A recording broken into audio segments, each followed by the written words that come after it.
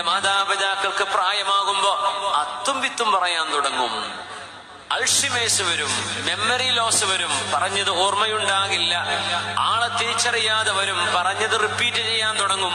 മക്കളെ, നിങ്ങളുടെ ഉമ്മയോട് ഉപ്പയോട് ആ വാർദ്ധക്യത്തിൽ ഛേ എന്നൊരു വാക്കുപോലും പറയല്ലേ.